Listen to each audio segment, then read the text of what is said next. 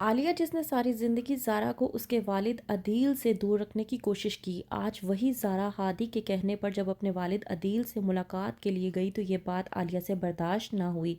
جیسے ہی زارا گھر واپس آتی ہے، پوچھتی ہے عالیہ زارا سے، لیکن زارا عالیہ کو کچھ نہیں بتاتی، جس کی بنا پر عالیہ زارا کے منہ پر ایک زوردار تھپڑ رسید کرتی ہے اور کہتی ہے کہ مجھے تم سے یہ امید نہیں تھی کہ تم نے مجھ سے اجازت تک لینا گوارا نہیں کی۔ اجازت تو چھوڑو، تم نے مجھے بتانا تک گوارا نہیں کیا۔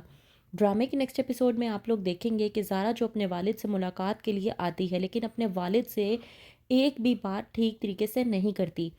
یہاں تک کہ ولید کی ایک بھی صفائی نہیں سنتی کہ وہ اپنی صفائی میں کیا کہنا چاہتا ہے۔ زارا جس کا کہنا یہ ہے کہ اس کی خالہ عالیہ نے جو کچھ بھی بتایا ہے وہی سچ ہے اور اس کے والد عدیل جو کچھ بھی کہنا چاہتے ہیں وہ سب کچھ جھوٹ ہے۔ منیر کو جب سلمہ کے ذریعے معلوم ہوتا ہے کہ زارا اپنے والد عدیل سے ملاقات کے لیے گئی ہے تو وہیں پر عالیہ پیچھے کھڑی ہو کر تمام باتیں سن لیتی ہے، جس کی بنا پر جب زارا آتی ہے تو کہتی ہے عالیہ کہ تم مجھے بغیر بتائے اور مجھ سے اجازت لیے بغیر اپنے والد عدیل سے کس طرح سے ملنے کے لیے گئی۔ میں سمجھ نہیں پا رہی کہ میری پرورش میں ایسی کون سی کمی رہ گئی جو تم نے میرے ساتھ یہ سب کچھ کیا۔ اس بات پر زارا جب اپنی صفائی پیش کرنے کی کوشش کرتی ہے تو وہیں پر عالیہ زارا کے منہ پر ایک زوردار تھپڑ رسید کرتی ہے۔ زارا جو کہ عالیہ کو سمجھاتی ہے اور کہتی ہے کہ میرے لیے سب جھوٹ ہے، صرف آپ ہی سچ ہے اور میں کبھی سوچ بھی نہیں سکتی کہ آپ مجھ سے ناراض ہوں، آپ کی ناراضگی میں کبھی برداشت نہیں کر سکتی۔ میں آپ سے وعدہ کرتی ہوں کہ آئندہ میں اپنے باپ کی شکل تک نہیں دیکھوں گی۔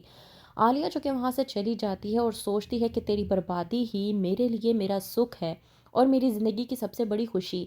زارا اگر تجھے میں نے برباد نہ کر دیا تو میرا نام بھی عالیہ نہیں۔ وہیں پر دوسری طرف مہرو جو کہ زین کو لے جاتی ہے اپنی دوستوں سے ملوانے کے لیے، یہ کہہ کر کہ تم میری دوستوں سے بالکل بھی بات نہیں کرو گے، بس خاموشی اختیار کر کے وہاں پر بیٹھے رہو گے۔ لیکن زین جو کہ عادت سے مجبور مہرو کی دوستوں کے سامنے اپنی پاگلوں والی حرکتیں کر دیتا ہے، جس کی بنا پر مہرو کی دوستوں کو معلوم ہو جاتا ہے کہ زین مہرو کا شوہر پاگل انسان ہے اور وہیں پر مہرو کی بے عزتی بھی ہو جاتی ہے جو کہ مہرو سے بالکل بھی برداشت نہیں ہوتی۔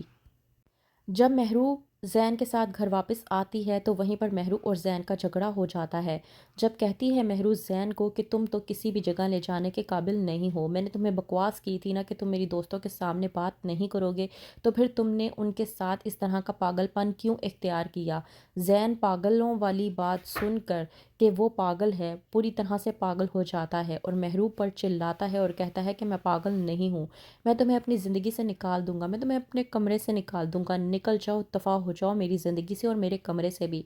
مہرو جو کہ زین کی بات کو ماننے سے انکار کر دیتی ہے تو وہیں پر زین مہرو کے ساتھ بدتمیزی کرنے کی کوشش کرتا ہے کہ وہیں پر آ جاتی ہے فرح اور آ کر یہ سب کچھ دیکھ لیتی ہے۔ فرح جس نے کئی مرتبہ زین کو سمجھایا ہے کہ وہ مہرو کے ساتھ اچھا رویہ اختیار کرے، ورنہ نمرہ جو کہ زین کی پہلی بیوی تھی اس کی طرح مہرو بھی اسے چھوڑ کر چلی جائے گی۔